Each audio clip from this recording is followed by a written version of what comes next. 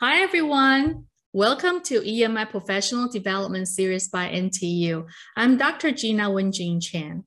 With the 25 years of experience as a teacher trainer, a lot of times I would hear classroom practitioners complain about EMI policies because they just don't know how to deal with the all English and English only instruction. The idea of English for teaching purposes really overwhelmed them. But with that definition, a lot of times I'm wondering if this definition really includes students in the picture. Therefore, I would like to redefine EMI. It's no longer only English for teaching purposes. When including students in the picture, EMI is supposed to be English for both teaching and learning purposes. We as instructors, we have to be trained, while students would have to practice explicitly as well. In this series of EMI professional development video, I would like to propose two very useful concepts to jumpstart classroom practitioners for EMI practice. First will be Formulaic Language, the functionality, the category-wise.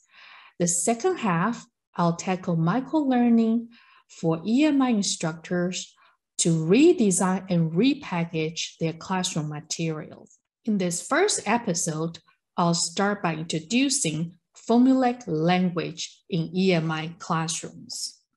When we recall our schooling experience, it would be very rare that someone told us explicitly how to engage in CMI or first language environment in the classroom. In other words, nobody told us how to engage in classroom discussions, how to raise our hands and ask questions, how do we address issues or engage in kind of responses among peer discussions. So how do we expect students to be able to engage this kind of practices in an English or EMI environments? So since we're little, we start to observe quietly, emulate, and then practice to grow knowledge, to understand how to partake in all different kinds of interactions. We should be doing the same thing for EMI practice. But the truth is, we're running out of time due to the upcoming policy. How do we expedite the process to really help students to feel comfortable and to be confident to do this EMI? So in my opinion, it's unlikely for us to pursue EMI in an implicit or natural, immersive environment because it is just simply not available in Taiwan. So on the top of that, classroom discourse is very different from everyday English.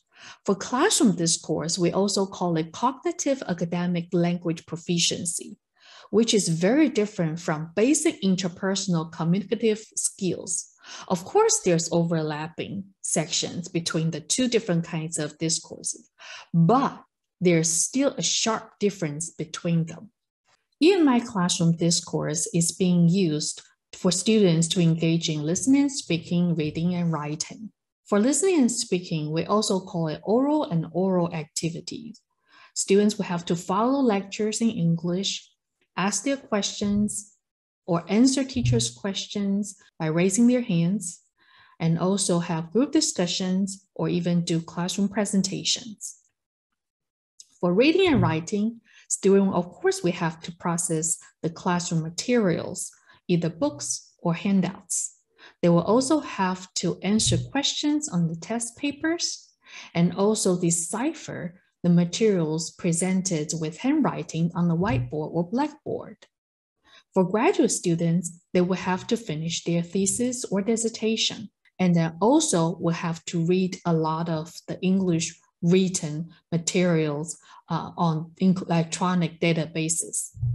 To help teachers and students with accuracy, fluency, shortened thinking time, and have easier time in EMI classrooms, formulaic expressions and formulaic language come into place. Formulaic language in EMI classrooms will be introduced by definitions, and we also learn to identify them. How do we put them together and use in different occasions? In an EMI classroom, during the lectures or classroom discussions, listening and speaking skills are necessary. However, during these activities, usually we allow very short thinking time for the students to process incoming messages and outgoing messages simultaneously and multi-directionally. Well, in this case, if we compare words, utterances as this game called Tetris, 俄罗斯方块. Well, if you have never heard of this game, you probably belong to a very, very young generation. But I was told that this game is so coming back as a mobile app. Well, if we think about that game, it's a very rare case that we see single cubes fall down independently or separately.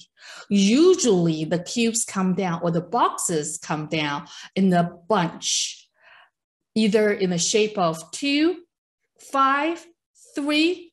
That's how we speed up the game. It's the same thing with our daily speech. If we put our words together like this, it would be impossible for anybody to understand what we're saying because it just simply doesn't make sense. Usually, we will group words in a meaningful way. We call it chunking. This is the way that we pick up meaningful units in our conversation, and we incorporate them in our daily speech. Take this sentence, for example. I suspect if the situation were reversed. I suspect that's one unit, that's one expression. If the situation were reversed. So this would be what? Would be another very long chunk. When we put the sentence this way, I suspect if the situation were reversed, it makes perfect sense. And it also makes our thinking time shorter and also sounds smoother. And then also it sounds very, very nice. Now we have some ideas regarding how formulaic expressions are used and how functional they are. We can take a close look at how important they are. Formulaic expressions under the idea of formulaic language, Ray and Perkins actually provide alternative names based on different formations of formulaic language. But empirical studies show that native English speakers and their daily conversation corpus, formulaic expressions or related chunks actually take up over 50% of the entire corpus. What does that mean? Over 50% of their daily conversations were put together with the help of formulaic expressions. This is a huge percentage. And that's the reason why we need to use formulaic expressions more and use them effectively, accurately in our conversations in EMI as well to help us engage in all different kinds of discourse. Now we can take a closer look at formulaic expressions and the definition. Based on Ray 1999, formulaic expressions are the units or the chunks or the sequence that's been predetermined. Predetermined not only in terms of the sequence, how they're put together, but also by their functionality, the meaning. And sometimes the sequence will be continuous, but at times it could be broken up. In other words, when we take these units from our memory, we retrieve them directly as chunks, as sequence, rather than putting them together one by one with single words based on our grammatical analysis, because it's just simply too tiring.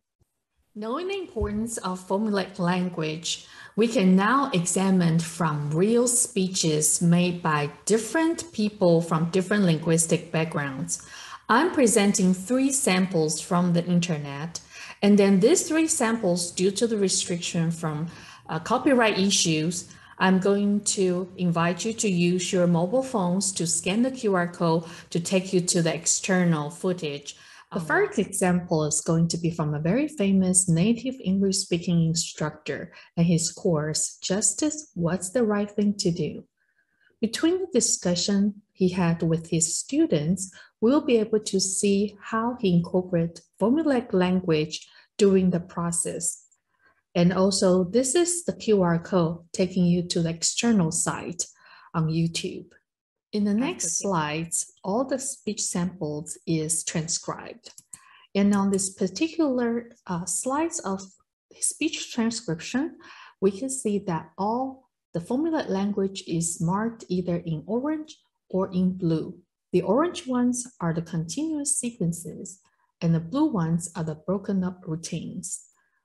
All these units takes up 72% of the entire speech sample. So what does 72% mean? When we carve out all the content words, what's left here are all the formulaic expressions and routines. We can see that it actually takes up a large proportion of the speech sample. So that being said, this is a sample from a native English speaker instructor. The second example I'm going to show you will be a conference presentation online by two non-native English-speaking presenters. And then this is also the QR code taking you to that online footage. While watching the footage, you start to feel the anxiety, the longer thinking time, and also as probably you see the wheel is turning in their head when they are speaking English. And then when we take a close look at their speech sample, we only see 40% of the speech is put together with Formulaic language. So what does that tell us? It tells us that once the Formulaic language is dropped below a certain threshold, we start to feel the non-nativeness. Well, here's the thing. Non-nativeness is not the problem, but it's the fluency, is the accuracy, and also the tension in the speech begin to bother us. So we understand what is the difference between the effective and ineffective use of Formulaic language in our EMI context. The third example is from a non-native English-speaking instructor and his course, Topics in Mathematics with Application in Finance. This is a large class lecture. With the monologue from this particular speaker, we will be able to see the difference between him and the previous two samples. Once again, this is the QR code taking you to the external site. After listening to this minute or two speech samples from this non-native English speaking instructor, we felt that he actually had good confidence when delivering his speech to the large class. Not only that we didn't detect any anxiety or nervousness during his talk, nor did we see that he required lots of thinking time or any kind of difficulties when delivering his speech. Most importantly, when we look closely into his speech analysis, we can see that the Formulaic language actually takes up 68% of the entire corpus in his utterances. This is a very high percentage. Well, in comparison to this one and the first example that we saw from a native English speaker, the percentage is very close. This explains why there is a really good amount of fluency and accuracy when we're listening to him expressing or making his scientific argument. Another very interesting thing that we can see from his speech is the minor grammatical errors I marked here. Well, we can see that most of these minor grammatical errors, they come from the influence of the first language. Be as it may, all these minor grammatical errors didn't really stop us or prevent us from understanding him. As a matter of fact, with the use of Formulaic language, these kind of minor grammatical errors can be automatically corrected with the party who share the same database of Formulaic language. In other words, our brain actually automatically correct those errors ourselves while listening to him. This is another beauty of Formulaic expressions. Well, knowing how powerful formulaic language is, we can now try to understand, well, there's different types of formulaic expressions. Biber and his colleagues collected a large amount of spoken corpus from a lot of American universities. And based on the data, he actually proposed 3 types of mostly used formulaic expressions by category. These 3 categories are, the first one, stance expressions. This is stance expressions, the way to help speakers express attitude or certainty of something, ideas or proposals or arguments. The second one is discourse organizers. This is the category that helps speakers reflect relationship between the concept that was mentioned earlier and the upcoming ones. And the third one is the referential expression. It allows the speakers to make the direct reference to something that's concrete or abstract, or refer to the textual context that's mentioning about something particular, or to narrow down the scope of the intended meaning. Well, the first type, stance expressions, is a way for the speaker to express the level of attitude or the certainty. And the 2 examples we see here, you know, it's probably not going to lose that much, so it's more likely to be a black hole. It's more likely, 不是完全的确定，但是蛮有可能的. So it's actually an attitude or certainty expression. And the second one, I'd question the truthfulness of the report. I'd question, 开始有一个怀疑的一个表现, I'd question. So it's also attitudinal expressions.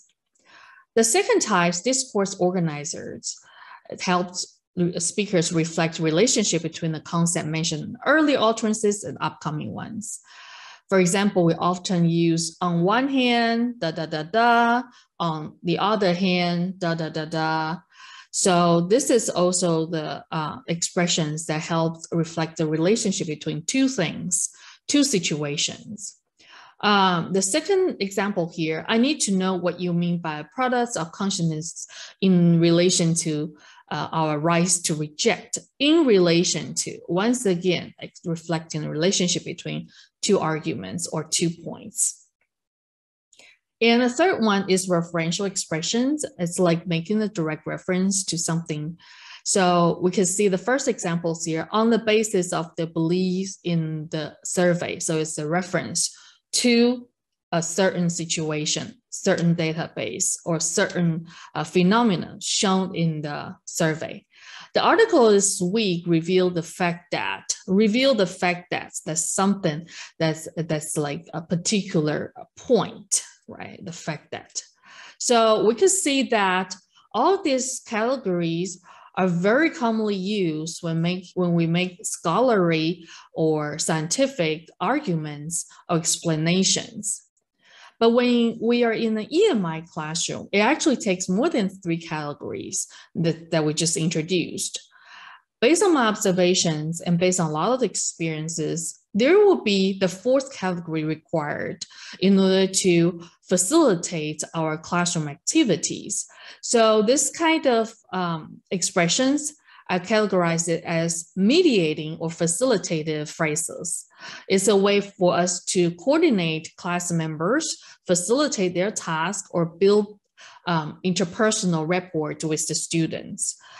In the earlier examples that we heard from the native English speakers instructor, he used a lot of it. He said, well, let's hear first, right? This is the way that we facilitate the task. Or keep your hands up, right? It's also a very specific instruction for us to coordinate a class task.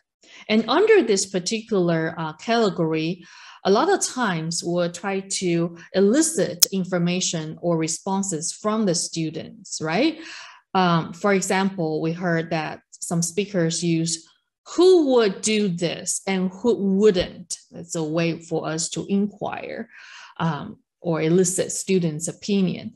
Who's willing to volunteer a reason? It's very similar. So this kind of classroom language is often used in EMI classroom, in addition to the 3 previous scholarly arguments, expressions that we often hear. All right, let's recap. In these episodes, we have learned the usefulness of Formulaic language, how powerful it is if we can incorporate more of those in our classroom discourse. Well, it will help us with the fluency, accuracy, shorten our thinking time, and also give us confidence. And here are the useful references for your further study if you're interested. In next episodes, we'll tackle Formulaic language for listening and speaking classroom activities. Thanks for watching.